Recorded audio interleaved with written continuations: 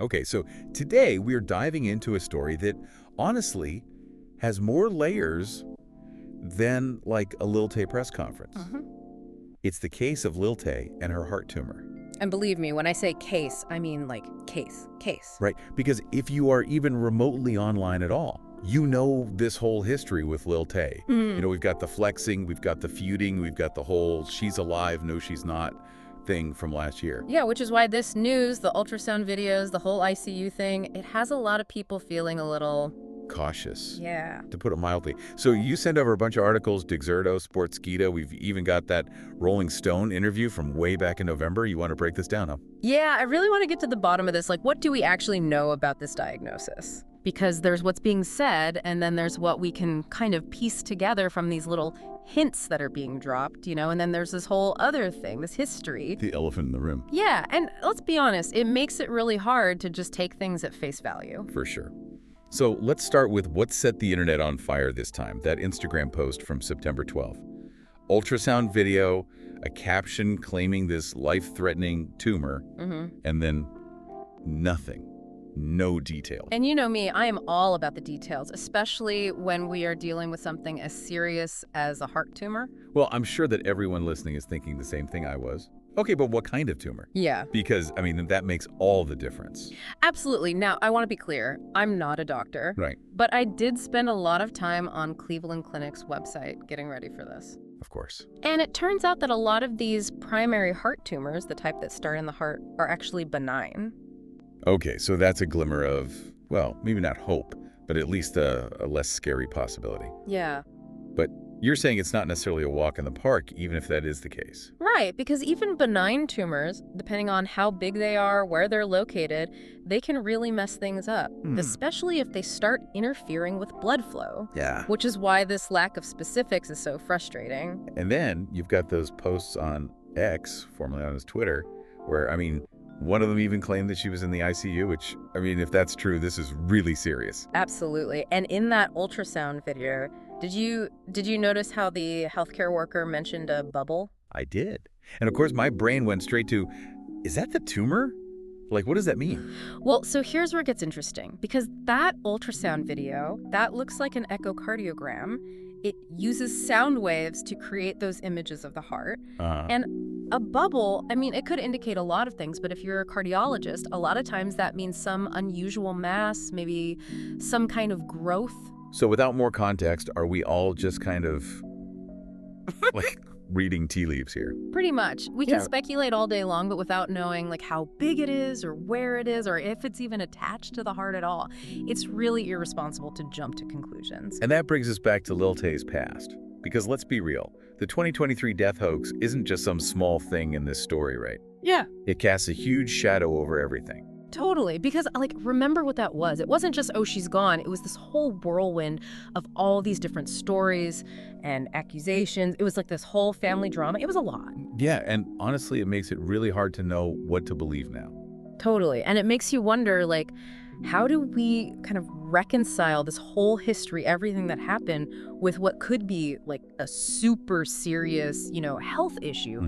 We have to kind of acknowledge like the baggage, but at the same time, we don't want it to completely overshadow what's going on. To be clear, because I want to make sure I'm following, we are not saying that this isn't real. No, of course not. Right. You're talking about a very real human being facing potentially like a life-altering situation. Yeah, and I think that's an important thing for anyone listening to remember.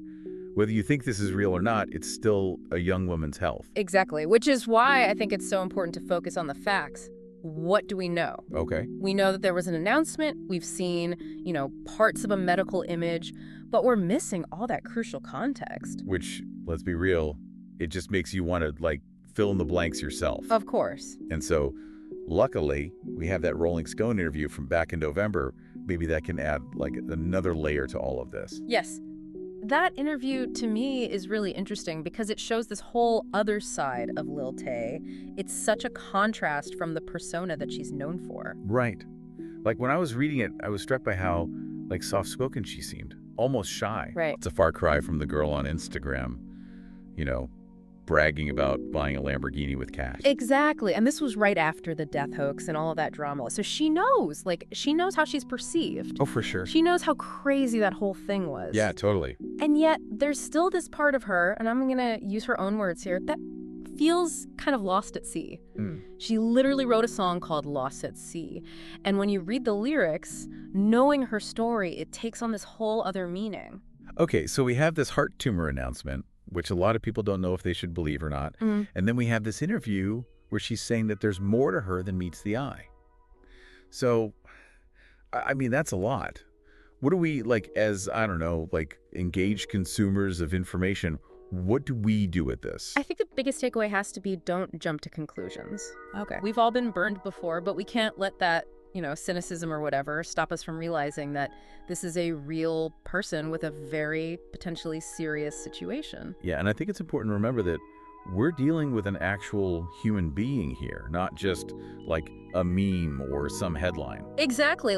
Lil Tay might have built her career on being outrageous and, kind of in your face, but that doesn't mean that she isn't deserving of basic empathy and respect, just like anyone else going through something like this. It really makes you think about the impact of, internet fame, especially when that fame is built on shock value and, I don't know, I guess negativity. Yeah, it's really a double-edged sword. On one hand, Lil Tay's online persona made her famous. I mean, a lot of people would kill to have that many followers. But then on the other hand, it created this whole narrative, and now that's just kind of following her. It's like she's battling this digital ghost of her past, even as she's trying to move forward. And I think that struggle, the whole who was I versus who do I want to be, is something that a lot of us can relate to in a way. We've all maybe posted things online that we regret, or maybe kind of presented ourselves in a way that's not totally authentic. Yeah. And that's just part of figuring yourself out, especially in this day and age. But, the internet never forgets. No, never forgets. Yeah. And it makes you wonder about, redemption. Is that even possible? And second chances, especially when everything you do is, online. Right. It's all kind of documented and scrutinized. Yeah, and I think as we're kind of going through this story, with all of its uncertainty, all these unanswered questions, it's really important to remember that Lil Tay, no matter how you feel about her, she's still a person, and she deserves our empathy and respect. It really makes you think about second chances, especially now, because it's like anything you do, it's online forever. Totally. It's like she's trying to write her story, but everyone just keeps handing her the old one. Right. And that's got to be tough. And it makes you wonder, right? As a culture, can we separate, the art from the artist? The person from, their online self? Or is it just too blurry now with social media? Yeah, I mean, because let's be real, we've all been guilty of, reading a tweet or seeing a headline and making a judgment. Totally, we all do it. It's like human nature to just take a little bit of information to make a decision. But what I find so interesting is how her story makes us think about that.